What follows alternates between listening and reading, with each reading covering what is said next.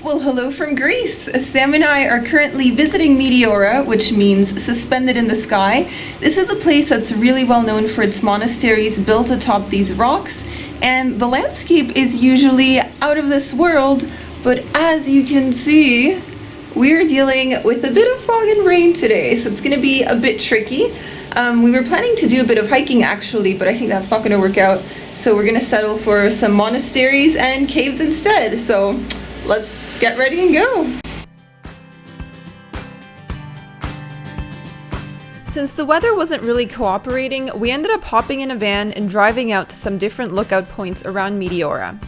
Everywhere we turned, we were greeted with sweeping views of the towns below, impressive monasteries seeming to defy gravity, and imposing rock towers that looked out of this world. The rain did eventually clear up, and that's when we went back to our original plan for a hike around Meteora.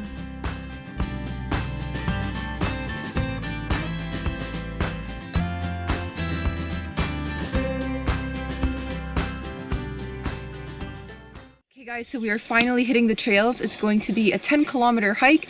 So far we've already been seeing ruined monasteries and the landscapes are amazing. So let's continue. We have to catch up with our group.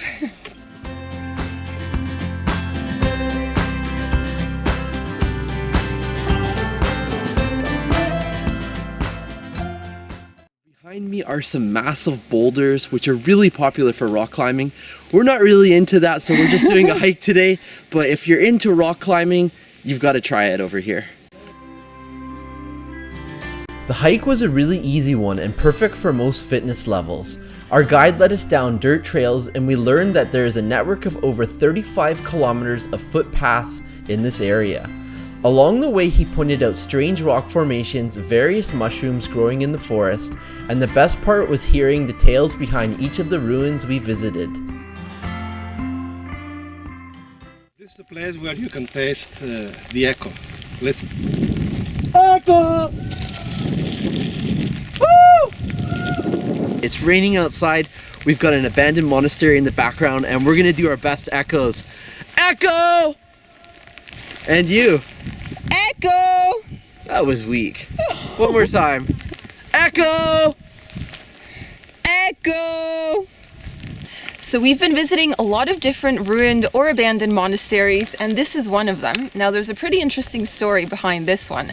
Apparently monks used to live here, and one day they were out, who knows, doing some gardening or whatever, when a group of people came over and they just took over their home. They started squatting and they took control of the monastery for over 80 years, so the poor monks had to find somewhere else to live. Now, today this one has been renovated, but you can't actually visit it, so we're just admiring it from a distance. Pretty spectacular, I'd say.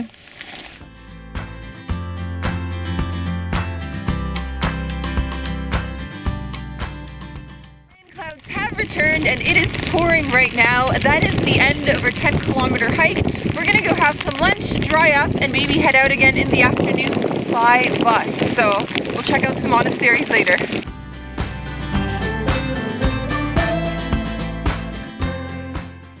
So it is still raining, but we are going to go visit the biggest monastery here in Meteora. It's called the Grand Meteoro.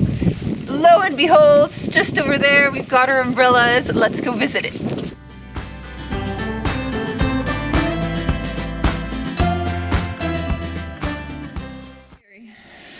If you look over here, you'll notice that this is the old entrance and they used to climb up by a ladder. That's scary. And lucky for us, today you can reach the top by climbing the stairs, 300 stairs to the top, but back in the day you would have had to use a rope and basically hoist yourself up or had someone pull you up because, you know, they were quite secluded and they wanted to keep it that way. So if you wanted to make it here, you had to earn it.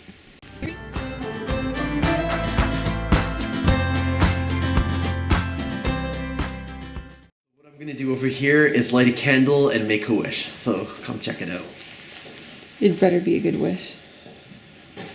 Choose wisely.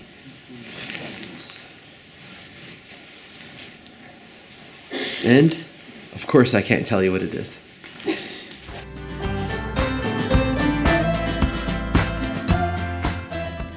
Any tips on visiting here? Yes, I actually do have a tip. So prior to coming to Meteora, I would have thought, okay, let's hop on a bus, we'll reach the monastery, visit the monastery, and that'll be it. But if you do it that way, you're missing out on so much more because the landscapes here are incredible. So I would recommend doing a hike, kind of like what we did this morning, because then you really get to admire the monasteries, see them from a distance, get to visit caves, and also visit the abandoned ruins of former monasteries that are kind of hidden and you wouldn't normally be able to spot if you were on the main road. So something to consider, can get a bit of exercise and really enjoy the landscapes. It wasn't until our final morning in Meteora that the rain clouds finally cleared and we had blue skies over the valley. Though I have to say, we still loved it even in the rain, and that's a sign of a good visit.